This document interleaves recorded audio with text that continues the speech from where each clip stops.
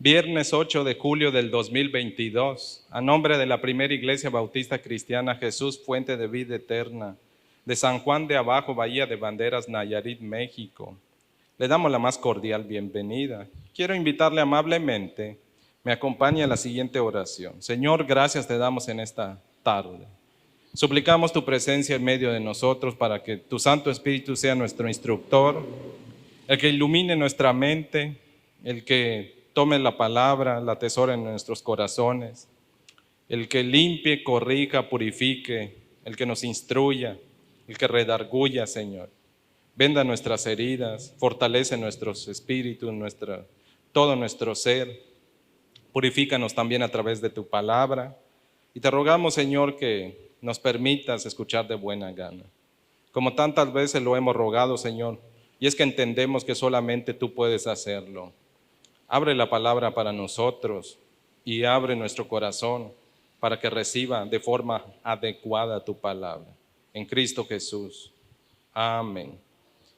Le invito amablemente, me acompañe al libro de Éxodo, capítulo 3.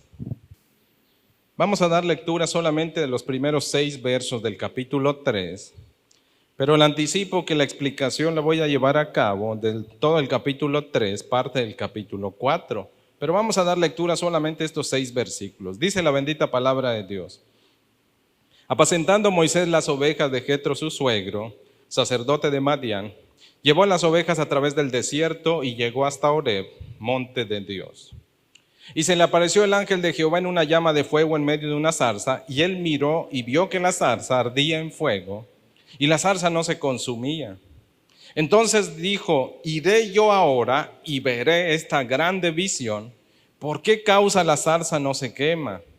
Viendo Jehová que él iba a ver, lo llamó de en medio de la zarza y dijo, Moisés, Moisés. Y él respondió, heme aquí.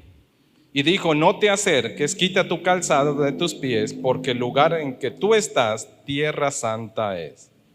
Y dijo, yo soy el Dios de tu padre, Dios de Abraham, Dios de Isaac y Dios de Jacob. Entonces Moisés cubrió su rostro porque tuvo miedo de mirar a Dios. Dios bendiga su palabra. Puede tomar asiento.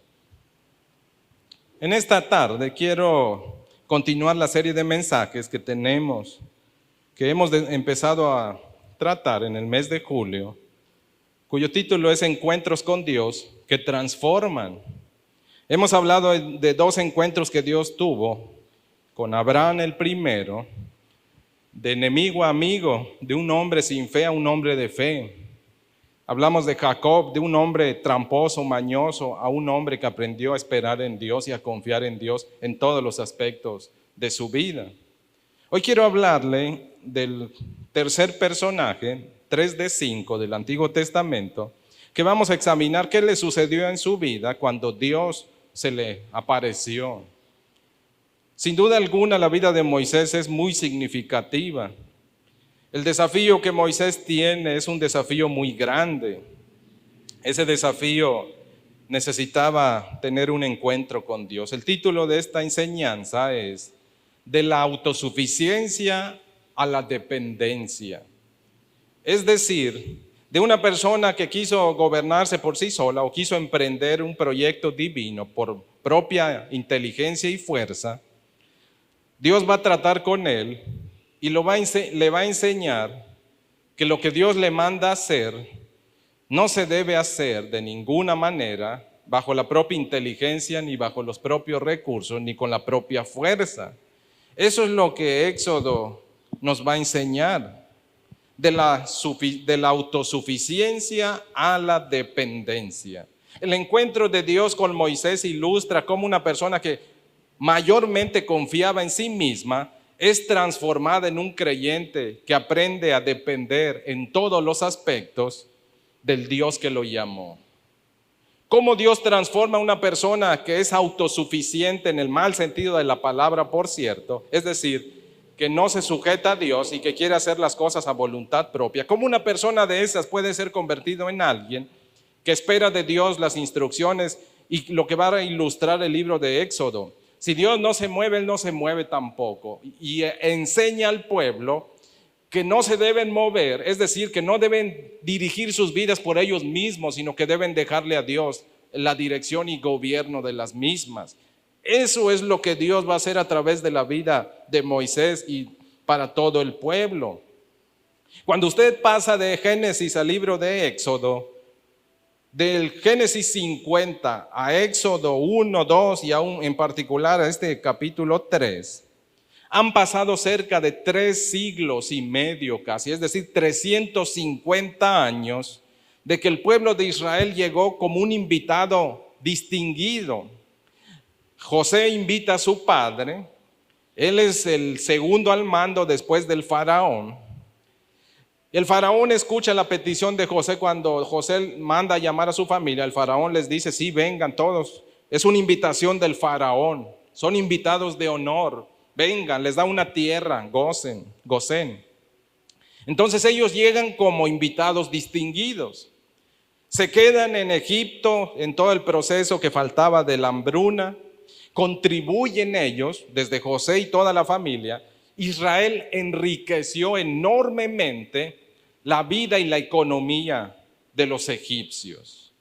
Sin embargo, cuando usted pasa al libro de Éxodo, se encuentra en el capítulo 1, que por ahí surge un fulano, que muere toda la generación de José, y por ahí surge un fulano que intencionalmente no tuvo ningún deseo de valorar a lo que él consideró una amenaza para toda la nación. Él se puso a observar, y eso es algo que el libro de Éxodo hace en sus primeros 3 capítulos, o en partes. Hace mucho énfasis en cómo la gente mira, la perspectiva, el corazón de la gente, sus principios, cómo sus ojos ven las cosas que los rodean. Capítulo 1 dice, Faraón observa a la nación de Israel y para él no son amigos, no son huéspedes, no son invitados, son una amenaza. Implementa 3 medidas diabólicas para tratar de subyugar. Los invitados de repente se convierten en esclavos. Ellos eran invitados. Los hace esclavos, y no solo los hace esclavos, después deja una política que van a seguir los próximos faraones que los suceden. El faraón que implementa esta política de cargarle la mano al pueblo de Israel con trabajos pesados, de tratar de inducir la muerte de los niños a través de ciertas parteras judías. Dicen algunos que eso lo quiso hacer no de forma abierta, sino que a ella les dijo que mataran a los niños. Había muchas muertes infantiles desde antaño.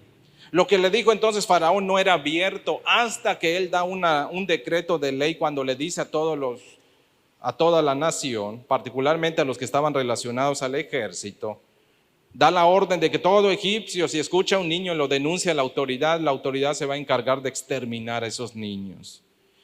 Si usted medita un poco, debe tener en cuenta algo. Cuando el faraón da el edicto de que todo egipcio reporte a los niños para que sean entregados y por ende asesinados, ya había nacido en la familia de Moisés, ya había nacido Aarón y ya había nacido María. De hecho, María es la mayor. María nació primero, luego nació Aarón, el último de la familia de Moisés, de Jocabed y Amram, que son los padres de Moisés. Es precisamente Moisés el último hijo. Moisés es el menor de 3 hermanos, de María o Miriam y de Aarón. Cuando ellos nacieron no había edicto de que debían ser asesinados, pero cuando Moisés nace se da ese edicto. Y ahí es donde nosotros conocemos la historia del capítulo 2, en el que Dios dirige toda una serie de eventos. Algunos estudiosos dicen que las acciones que implementó la mamá de Moisés, el papá igual, para preservar la vida de su hijo, probablemente hayan sido o no planeadas todo el tiempo en el que sueltan al niño, la forma en que sueltan al niño, el lugar donde sueltan al niño. Todo eso, aun si haya sido un evento humano, de todos modos el resultado, como dice el libro de Proverbios, uno hace las cosas, pero el resultado siempre está en las manos de Dios. Siempre hemos visto, la Escritura sí hace énfasis en algo. El hombre puede participar con Dios en ciertos eventos y Dios se encarga de darle el final a esos eventos o el resultado adecuado, porque la fe tiene que actuar, dice Santiago. Dice el libro de Hebreos que la mamá de Moisés tuvo fe para guardar a Moisés, tuvo fe para preservarlo, pero no fue una fe cruzada de brazos, fue una fe que actuó. Si implementó un plano, no, tenía que actuar en fe. La fe no es pasiva, la fe es algo activo, es decir, el que tiene fe no se queda sentado, hace algo, pero el resultado al final lo deja en las manos de Dios. Y el resultado es que Moisés es preservado. Moisés es preservado, es adoptado. Y qué ironía, dicen algunos. La mujer, en este caso la hija de Faraón, adopta a un condenado a muerte. Eso era Moisés. Moisés era un condenado a muerte. Pero la compasión que tiene como mujer, le brota la maternidad, dicen algunos. Las palabras que utiliza el escritor bíblico cuando dice, vio al niño. El libro de Hechos dice que era hermoso, hermoso ante Dios. Esas son las palabras que utiliza. Y eso, por algo Dios hizo bonito a Moisés, creo, para que le compadeciera a la hija del faraón. Pero dice también esas palabras de compasión en hebreo, tiene que ver un poco con el deseo maternal que tienen algunas mujeres, no todas, pero sí la mayoría. Ese deseo maternal de que cuando ven un bebé les brota en el corazón ese sentimiento. En el caso de la hija de Faraón, es un sentir que la lleva a tomar una decisión de salvarle la vida a ese niño. Pero también hay algo mezclado. Si usted ha visto la película de los 10 mandamientos, hay una insinuación en la película, o más bien se plantea en la película, que la hija de Faraón al final asume, cuando le pone el nombre a Moisés, ella hace una declaración, dice, como lo saqué del río, del agua, por eso le pone el nombre de Moisés. Es una palabra egipcia, que también hay una palabra aramea o hebrea, que suenan casi semejante y tienen el significado también muy parecido, sacado del agua. Lo que la mujer dice, en el caso de la hija del faraón, cuando ella dice, lo saqué del agua, por eso le pongo el nombre, pero también en esa declaración, como han hecho observación varios eruditos judíos, ella creía que se lo había mandado el Dios del Nilo. Eso está registrado en toda la creencia del Dios del Nilo. Entonces ella pensó que el Dios del Nilo, aunque sabía que era un hijo de los hebreos, pero ella dijo, si llegó a mis manos es porque el Dios del Nilo tuvo la voluntad de que así fuese. Y lo adopta con esa intención. Pero lo que no sabe ella es que hay una mano que sigue moviendo la historia por sobre eso. Y que hace de aquel condenado a muerte el salvador de toda esa nación. Eso es algo increíble. Era un niño condenado a muerte y sin embargo cuando usted lee en el capítulo 3, encuentra aquel pequeño niño convertido en una persona ya de 80 años en el desierto, 40 en Egipto, dice el escritor bíblico. Eso es lo que invirtió Moisés en todo el territorio. Fue educado bajo los mejores tutores de Egipto. En todo ese aspecto que va a vivir Moisés, el escritor bíblico, de forma general, podemos nosotros extraer 3 principios o 3 acciones que Dios hace en la vida de todos aquellos en los cuales Él va a traerlos de la autosuficiencia a que dependan de Él. Es decir, de ser gente que confía en sí misma, Dios va instruyendo y preparando la vida de Moisés para que Moisés aprenda a depender de Dios. Hay 3 cosas que Dios hizo para ayudar a Moisés a depender enteramente de Él. En primer lugar, de los versículos 1 al 6, Dios convierte a una persona autosuficiente en una persona que depende de Él enteramente al atraer la atención mediante lo inusual. ¿Sabe usted que cuando Dios va a ayudarnos a que confiemos más en Él, si estamos confiando más en nosotros mismos, Él hace algo, se presenta ante nosotros y roba nuestra atención, atrae nuestros ojos? Dios convierte a un príncipe en un sencillo pastor. Esa es una de las primeras cosas que Dios va a hacer en la vida de Moisés. Si usted recuerda, Moisés fue educado, dice Hechos capítulo 7, verso 22. Moisés fue instruido en lo mejor de Egipto. 40 años, cuando Moisés tiene 40 años, lo dice el libro de Hechos capítulo 7, versos del 23 al 30. Ahí dice que Moisés, un día cuando cumplió 40 años, salió a dar su ronda, donde estaban sus hermanos trabajando y sufriendo, por cierto. Y en cierto momento se encuentra un maltrato. Hay un capataz que está golpeando a uno de sus hermanos. Algunos piensan que como Moisés fue criado por su mamá, los primeros años de vida, probablemente entre los 3 y 4 años, ese tiempo que la mamá crió a Moisés, por lo visto, la mamá de Moisés le recitaba las grandes obras de Dios, todo lo que había sucedido con el pacto de Abraham, las maravillas que habían sido con Jacob, con José.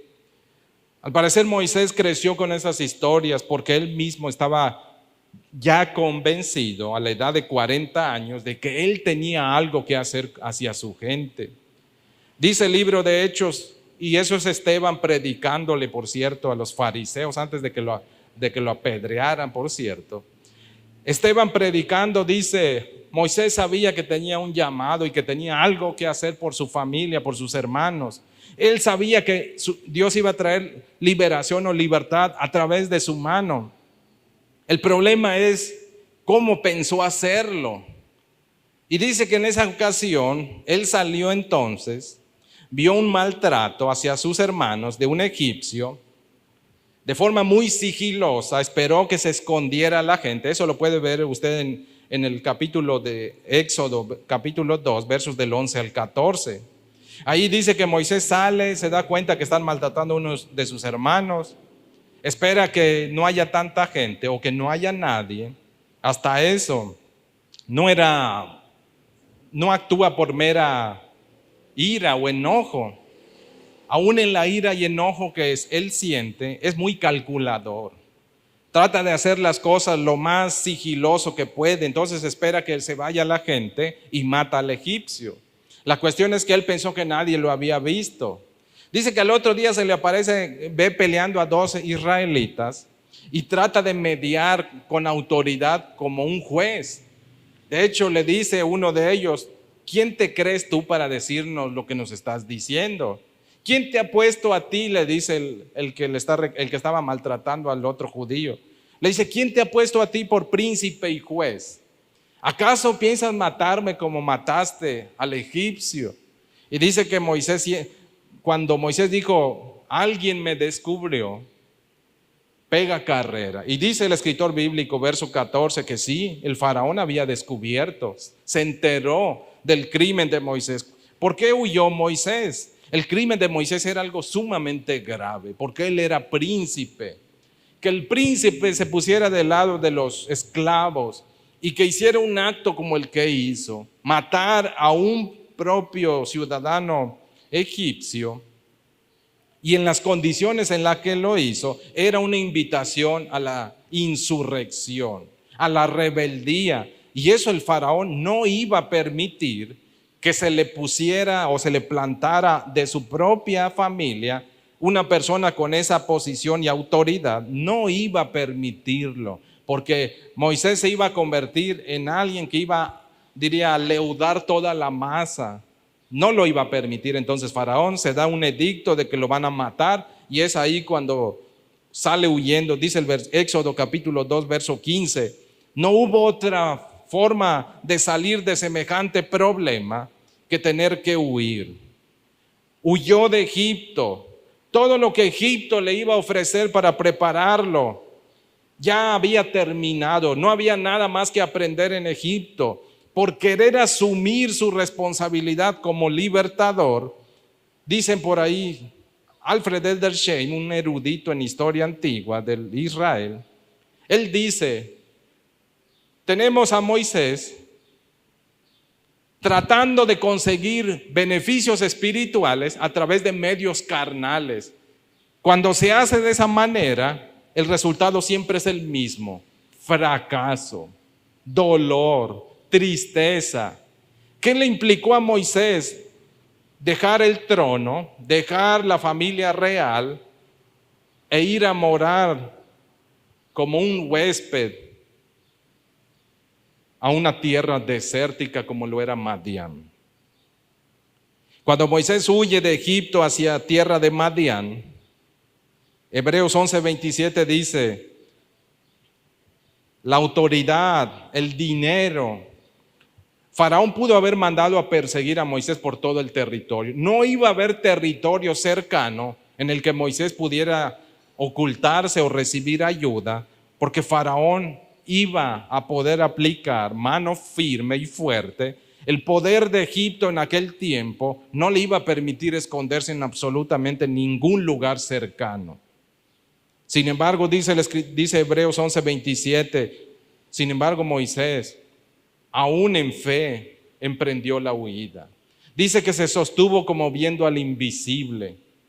Moisés pudo ir de la mano del faraón, no porque fue a Madián, sino porque Dios lo guardó. Fue la mano de Dios la que al final preservó la vida de Moisés y para que Faraón no lo encontrase. Lo dice Hebreos 11:27. Esa fue la razón por la cual Moisés recibe esa lección. Baja del ser príncipe a convertirse, dice Éxodo capítulo 3 verso 1, que estaba apacentando las ovejas, ni siquiera eran de él, eran de su suegro. Madián para Moisés implicó tres cosas: humillación, sufrimiento, pero también tiempo solitario para encontrarse con Dios. Moisés necesitaba aprender que no iba a hacer las cosas bajo sus fuerzas. Probablemente el ímpetu que el mismo Egipto le había infundido en el corazón, él trató de mezclar dos cosas.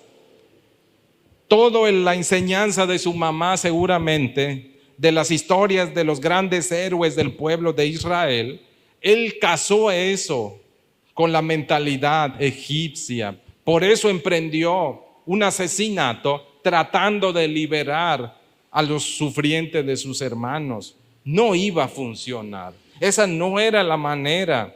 De alguna forma, en esta primera etapa, Moisés está manifestando en quién confía. No confiaba en Dios, confiaba más en él. Quería ser autosuficiente. ¿En qué sentido?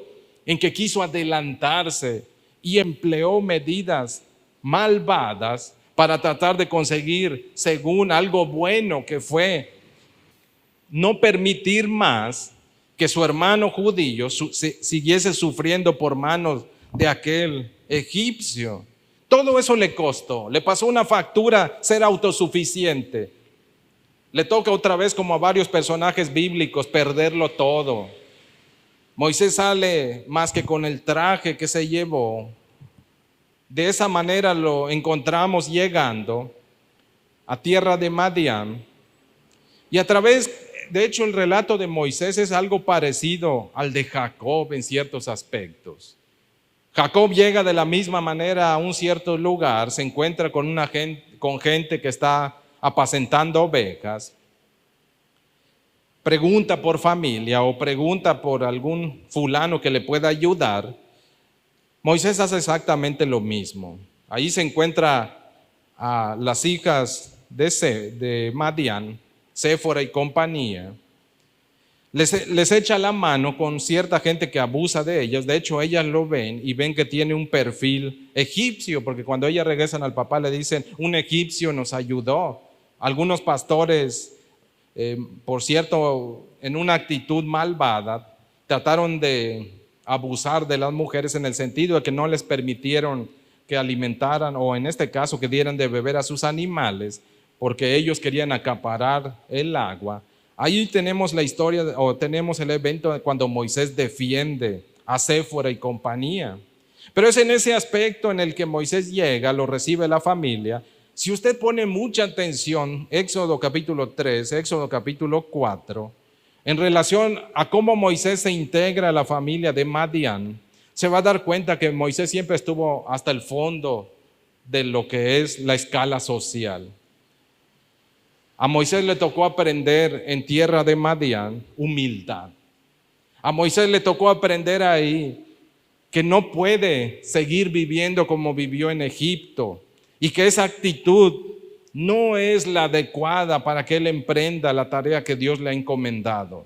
Y un día dice que él estaba trabajándole para el suegro, porque ni siquiera eran de él, les digo, las ovejas. Estaba cerca de lo que toda la gente alrededor conocía como el monte de Dios, que es el monte Horeb. Y en lo que él estaba cuidando a los animales, recuerde que Moisés tiene una formación en varias áreas: matemáticas, astronomía, dentro de ellos seguramente alguna cuestión de la naturaleza. No digo biología porque no era como tal, pero sin duda alguna él era una persona observadora porque su educación anterior en Egipto le permitía a veces contemplar esas cosas. Decían también los viajeros y la gente que en términos culturales que en esas regiones solía de tiempo en tiempo, debido al calor a veces, de que algunos viejos matorrales se incendiaban. Eso era algo común. Lo que no era común era que un cierto día se encontrara un matorral encendido y que no se consumiera. Eso no era común. Aquí tenemos al Dios de los cielos atrayendo la atención de Moisés. Dios interrumpe la vida cotidiana. Eso hace Dios. ¿Qué quiere hacer Dios cuando interrumpe nuestras vidas? Dios permite ciertas cosas o se manifiesta de ciertas maneras para interrumpirnos. Y cuando Dios interrumpe nuestras vidas, quiere atraer nuestra atención, porque Dios quiere hacer dos cosas. Mire que dice el versículo 2: y se le apareció el ángel de Jehová en una llama de fuego en medio de una zarza, y él miró y vio que la zarza ardía en fuego. Ese vio de Moisés no es un ver de pasar la vista, es una observación minuciosa y cuidadosa. Es el científico observando un fenómeno. Ese es el sentido del verbo miró y vio, que ardía en fuego y la zarza no se consumía. Verso 3: entonces Moisés, esto es lo que Dios quería, y eso es lo que Dios quiere cuando interrumpe nuestras vidas a través de sucesos que no esperamos. Dios quiere atraer nuestra atención a través de dos formas. En primer lugar, producir un deseo en nosotros. ¿El deseo de qué? De buscarle. Pero no solo el deseo de buscarle, sino mover nuestra voluntad para que ese deseo se concrete. Dios busca atraer nuestra atención, poner en nosotros el deseo de buscarle y el deseo de ir hasta donde Él está. Dios se acerca a nosotros. Cuando Dios se acerca, siempre es una invitación a que nos acerquemos a Él. Eso hace Moisés. Dice Moisés: iré yo ahora. Esa parte es el deseo. Recuerda usted lo que dice Filipenses 2:13, Nueva Traducción Viviente. Dice que Dios trabaja en nosotros produciendo el querer como el hacer. Eso está haciendo en Moisés. ¿Hay algo que esté sucediendo en su vida que sea inusual? ¿Hay algo que le haya aparecido en su vida que usted no había contemplado y que lo desconcierta?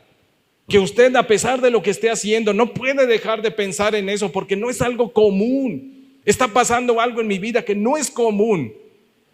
Es la mano de Dios atrayendo la atención. Dios va a producir en usted un deseo de buscarle, de acercarse a través de eso. Moisés entonces le surge, verso 13, el deseo: iré yo ahora y veré esta grande visión. Ese es el deseo. Verso 4, viendo Jehová que él iba a ver, ahora está concretando el deseo. Ahí se cumple el texto de Filipenses 2:13. Ya le puso Dios el querer, ahora está haciéndolo. Eso es lo que Dios busca. Viendo Jehová que él iba a ver, lo llamó Dios de en medio de la zarza y le dijo 2 veces: Moisés, Moisés. Cuando Dios llama por el nombre, es un encuentro íntimo y cercano. Moisés respondió. Ese M aquí, recuerde que es una forma bíblica de responderle a Dios. No se dice que, se dice mande, nos dicen a nosotros. La forma en que se responde al llamado de Dios es: aquí estoy. Voluntariamente aquí estoy. Heme aquí. Moisés es atraído. Y cuando se acerca, Dios le dice, verso 4, heme aquí, responde Moisés, verso 5, y dijo: no te acerques sin antes despojarte de lo que contamina. Eso implicaba quitarse el calzado. Moisés sabía por costumbre, eso era la costumbre en todos los alrededores en cuestión de las deidades. Si tú te vas a presentar ante al santuario de una deidad, tus huaraches no los podías meter porque ellos consideraban que por donde andaban se contaminaban. Entonces, si tú vas a llegar a un santuario, la idea es quitar, despojarse de lo corrupto, de lo insucio, lo contaminado. Y una vez que te despojes de lo contaminado, entonces puedes acercarte o tener ese encuentro más cercano con el Dios con el que te vas a encontrar o salió a tu encuentro. Entonces Moisés recibe la instrucción: quita el calzado de tus pies. ¿Por qué? Porque donde Dios se manifiesta siempre va a ser un lugar consagrado y santo. Porque el lugar en que tú estás, tierra santa es. Ese es el llamado que Dios le hace a Moisés. Le llama la atención. Hoy día para nosotros es el mismo llamado. ¿Está viviendo usted algo que le tenga la atención de esa manera? ¿Está viviendo usted alguna circunstancia que lo desconcierte, que le esté moviendo el corazón a acercarse más a Dios? Si ese es el caso, esa es la zarza que Dios está utilizando en su vida. Dios usa zarzas, dice, cosas que aparentemente son comunes, pero que cuando uno observa con detenimiento, es muy probable que esté nuestro Dios detrás de ellos. Moisés se acerca, Dios le produce el deseo y Dios le permite concretar el deseo. Es Dios atrayendo la atención. Jesús dijo en Juan 12:32, palabra de Dios para todos: hoy día la cruz es el centro de atracción. Hoy día Jesús a través de la cruz quiere atraer la atención de aquellos que no lo conocen y quiere que se acerquen a Él.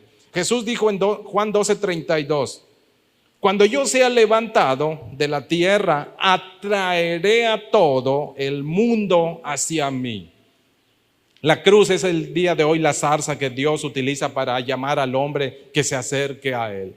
Jesús es el que hoy día, a través de su cruz, invita a todo hombre a que le conozca más. No sin antes, al igual que Moisés, despojarse de lo que contamina. Eso es lo que está sucediendo en este aspecto. Pero no solamente eso es lo que está haciendo nuestro Dios. Nuestro Dios, para convertir una persona autosuficiente en alguien que dependa de Él, primero atrae su atención, produce un deseo y lo mueve a cumplir el deseo. Pero no solo eso, versos del 7 al 12, Dios, cuando te acercas a Él, te involucra en sus proyectos. Es decir, te comisiona una tarea monumental, un propósito que va más allá de tu propia existencia y de tu propia vida y de tus propias fuerzas.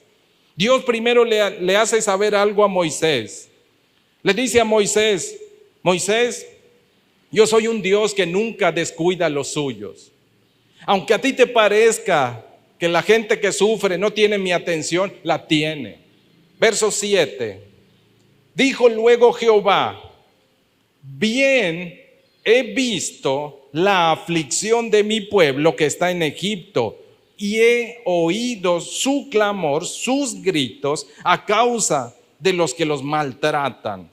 Pues he conocido sus angustias, tengo en cuenta lo que están sufriendo, sé que están sufriendo, los escucho y los miro constantemente. Esa es la idea. Dios cuida de los suyos, eso siempre va a ser así. Dios siempre está observando, Dios tiene los ojos abiertos. El sufrimiento de su pueblo Él no es indiferente, Él sabe quién está sufriendo. Sabe quién le causa el sufrimiento, sabe por qué está sufriendo. Salmo 121, verso 3 dice: Dios no te va a dejar caer, desde la Nueva Traducción Viviente o la palabra de Dios para todos. Dios no te va a dejar caer y nunca se duerme el que te cuida. Ese es nuestro Dios. Eso le está diciendo Dios a Moisés. Moisés, yo no duermo de lo que le está sucediendo. Yo no tengo los brazos cruzados. Sé qué le está pasando a mi pueblo. Los miro y escucho. Capítulo 2 del libro de Éxodo, los últimos 2 versos, 23 y 24. Bueno, dice ahí que cuando muere el faraón que implementó una política de maltrato hacia el pueblo, probablemente el pueblo pensó: ya vamos a dejar de sufrir porque ya se murió el que nos estaba exigiendo todo eso. Lamentablemente el que sube después sigue implementando la misma política de opresión contra Israel. Y dice que ahí el pueblo eleva un clamor, un grito desesperado a causa del maltrato que ellos sufren. Y dice que ese grito llega a los oídos de Dios, y Dios dice que escucha todo lo que están sufriendo y decide actuar. Dios siempre va a actuar en favor de todos aquellos quienes sufren, porque Dios escucha, Dios interviene a su favor. Mire que sigue diciendo el escritor en capítulo 3, verso 8. Dios escucha, Dios ve y después hace algo que hizo con Jesucristo también. Verso 8, y he descendido. Esa expresión de he descendido, ¿qué significa? Que Dios no es indiferente, que Dios, cuando lo invitan a participar, lo involucran en el sufrimiento como quien le pide ayuda a Él.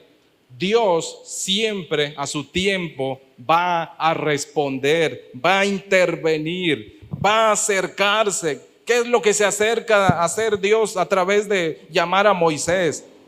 De antemano le dice: voy a derrocar y voy a destruir el poder de Egipto. Voy a sacar a la gente, los voy a librar. Le da la promesa. Mire que sigue diciendo el texto: y he descendido para librarlos del poder, de la autoridad, de la carga de los egipcios. Y no solo voy a derrotar a sus enemigos, a ellos les voy a cambiar el ambiente, la condición, su estatus. Ya no van a ser lo que son. Los voy a sacar de aquella tierra y los voy a llevar a un lugar mucho mejor.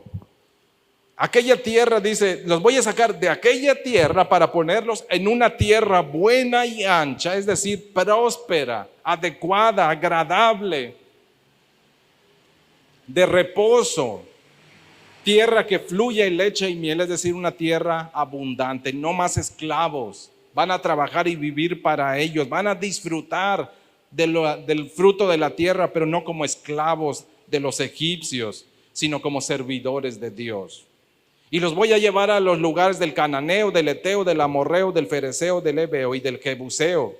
Verso 9, el clamor pues de los hijos de Israel ha venido delante de mí. Es decir, se llenó el vaso.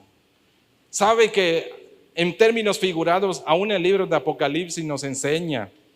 Es como si Dios tuviese un vaso en el que colman su mal la gente y que se va llenando, y cuando se llene es tiempo de vertir juicio sobre la tierra. Dios tiene contado el tiempo. La paciencia de Dios, si bien es infinita, diría, hablando de su cualidad, pero hacia los hombres malvados tienen los días contados. Ningún malvado vive eternamente burlándose de la justicia divina. Y en este caso Dios le dice a Moisés: Moisés, yo cuido de mi pueblo. Cuando parezca que no estoy haciendo nada, yo sigo vigilando y estoy esperando. Su clamor ha subido hasta mí, dice. También he visto toda la maldad que los egipcios los hacen. Verso 10. Ven por tanto ahora y te enviaré a Faraón para que saques de Egipto a mi pueblo, los hijos de Israel. En ese aspecto del verso 10, ahí sale a relucir algo que Moisés después vamos a encontrar en el capítulo 3, por cierto, verso 11, verso 13, capítulo 4, verso 1, verso 10 y verso 13, ciertas protestas de Moisés. Pero antes de esas protestas, de que examinemos algunos aspectos, si usted se fija, cuando Dios dice: he visto, he escuchado, he descendido, voy a sacarlos, su clamor está delante de mí, voy a hacer esto, voy a hacer lo otro. Dios nos pide colaborar con Él. Dios tiene una misión para usted y para mí, pero es una misión que nunca recae en la totalidad sobre nuestros hombros, porque Dios siempre está a cargo de esa misión. Dios siempre es el responsable. Dios le muestra a Moisés la situación de la gente, le explica, es decir, le da discernimiento, le revela la condición de los sufrientes. ¿Sabe que cuando Dios le muestra a usted el sufrimiento de otra persona, sabe qué Dios está haciendo? Le está diciendo a usted que usted va a participar con él. No le está contando las cosas nada más para que usted sepa. Le está diciendo que usted es parte de la solución en las manos de Dios para el que está sufriendo. Eso está haciendo.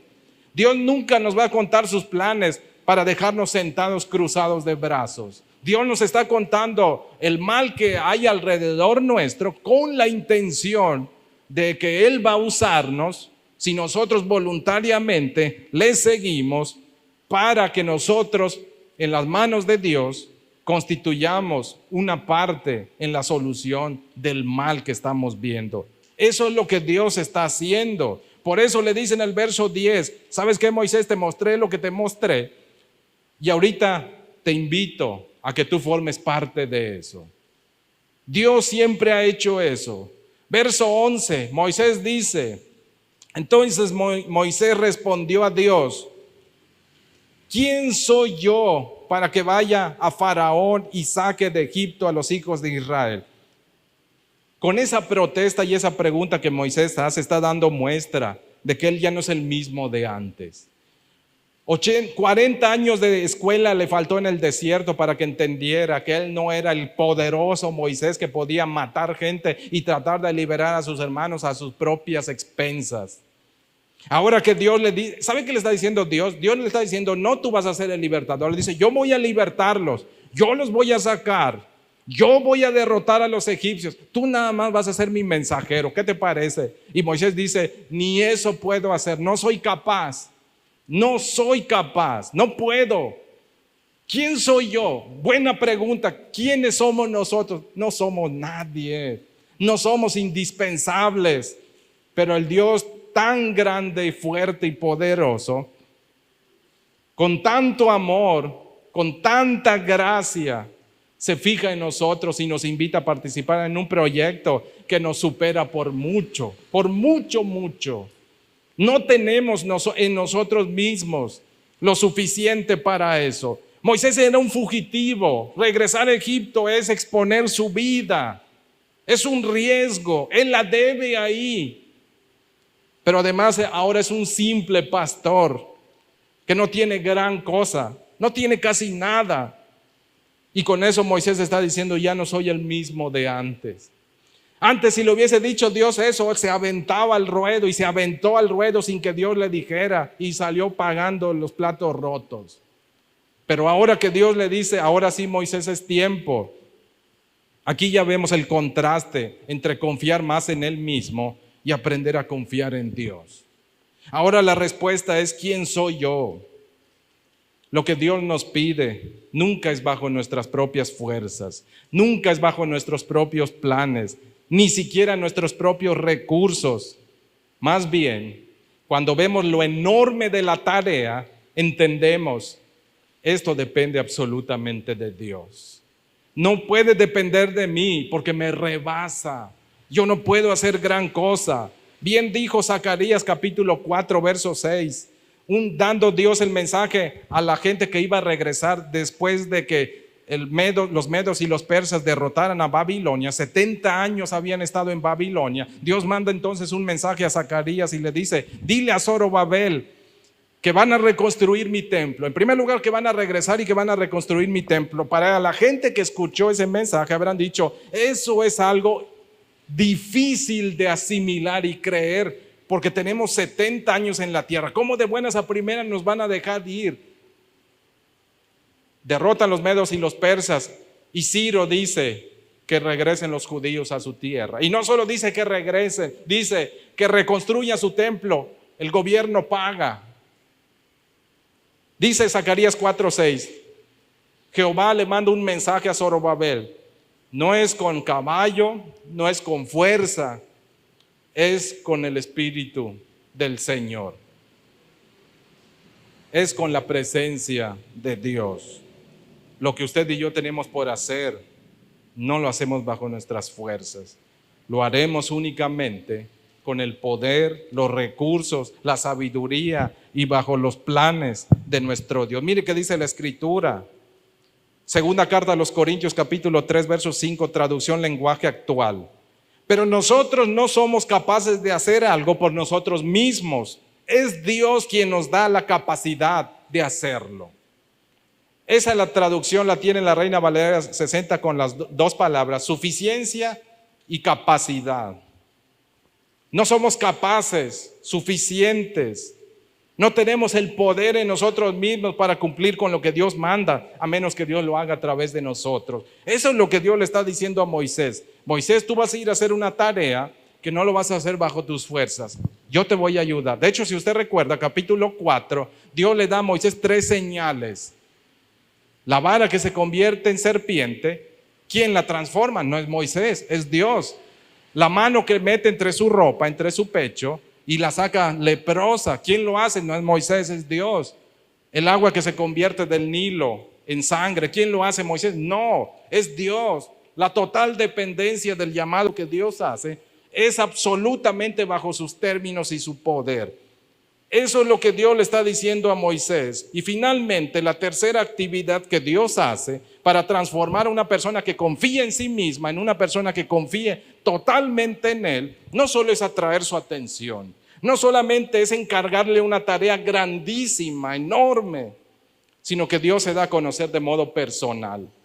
Este capítulo 3 del libro de Éxodo, hablando de los versículos 14 y 15, contiene dos de los pasajes más importantes, o si no bien, el nombre de Dios, el nombre personal de Dios, que por cierto para los judíos es impronunciable. Nosotros hasta nos consideran a veces irrespetuosos por tratar de pronunciarlo, pero Dios se da a conocer de forma personal. En una protesta que Moisés hace en el versículo 13, dijo Moisés a Dios: he aquí que yo llego a mis hermanos, a los hijos de Israel, y les digo: el Dios de nuestros padres me ha enviado a ustedes. Si ellos me preguntan ¿cuál es su nombre?, ¿qué les voy a decir? ¿Qué les voy a responder? ¿Por qué la gente preguntaría por el nombre de ese Dios? Si se supone que nadie lo sabía. Cuando Dios se presentó a Abraham, aunque usted encuentre Jehová en el libro de Génesis, no es sino hasta que Dios se encontró con Moisés. Ahí es la primera vez en todo el Antiguo Testamento que Dios le dijo a un ser humano cómo quería que lo llamaran a él. Su nombre personal, que por cierto fue tan pero tan santo para los judíos que se perdió la pronunciación a lo largo de los siglos. No se atrevieron a pronunciarlo. Usaban lo que es las 4 consonantes. En griego le dijeron tetragramatón, pero no lo pronunciaron por tan santo que era. Es que cuando un judío conoce a otro por su nombre, sabe que no es mero nombre, está conociendo el carácter y la esencia de la persona. Pero también el nombre, dar a conocer nombre, significa que la persona no solo te manifiesta su carácter o te da a conocer cómo es, sino que te muestra también sus propósitos, porque su nombre es carácter y propósito. Eso es lo que significa el nombre de Dios. Cuando Dios entonces se acerca a Moisés, fíjese en este aspecto. La misión nace de la comunión. Usted no va a saber qué hacer para Dios si no pasa tiempo con Él. Dios enseña en la intimidad con Él qué tenemos por hacer en esta vida. El que no pasa tiempo suficiente con Dios, por eso se la pasa toda la vida preguntándose: ¿qué querrá Dios de mí? Es en la intimidad con Dios donde descubrimos qué es lo que Dios quiere de nuestras vidas, cómo Dios quiere que participemos en sus proyectos. Cuando Dios se encuentra con Moisés, el encuentro cercano de Dios con Moisés, la comunión, la intimidad, ese tiempo íntimo del Dios cercano. Tarde que temprano, cuando Dios se refleja, cuando su gloria se manifiesta, terminamos viendo nuestras carencias y miseria. Eso es lo que le está pasando a Moisés. Dios le muestra a Moisés cuáles son sus debilidades.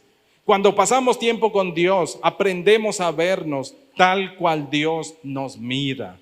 Estar con Dios en tiempos voluntarios, cuando Él nos invita y acudimos a su llamado, entre más paso tiempo con Dios, más aprendo qué tan miserable soy yo y qué tan excelente es Él, por lo cual necesito depender de Él. Dios lleva a Moisés a conocerle y a conocerse Él mismo, tal cual es.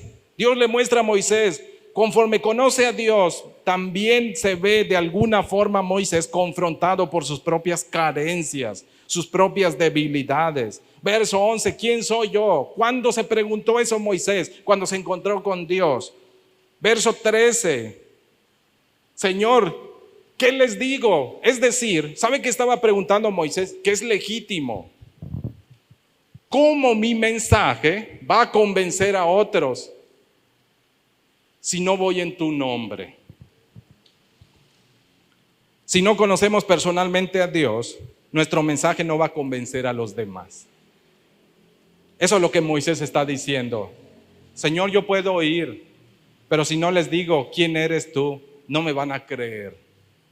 Nuestro mensaje, tenemos que conocer al dueño de ese mensaje, porque Él nos da autoridad para que nuestra voz como mensajeros tenga respaldo. Usted y yo somos llamados a pasar tiempo con Dios. Tenemos que conocer a Dios personalmente. Eso es lo que Moisés necesita. Señor, nadie me va a creer si no soy capaz de decirle con quién estuve y llamarlo por su nombre.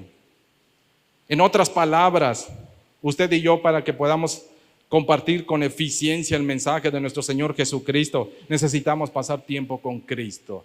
Porque si no conocemos a Cristo, aun cuando prediquemos, y aunque Pablo va a decir en el Nuevo Testamento, hay quien predica a Cristo por envidia, otros lo hacen de buena gana. Como se haga, dice Pablo, de todos modos el evangelio es predicado, pero no es el mismo resultado.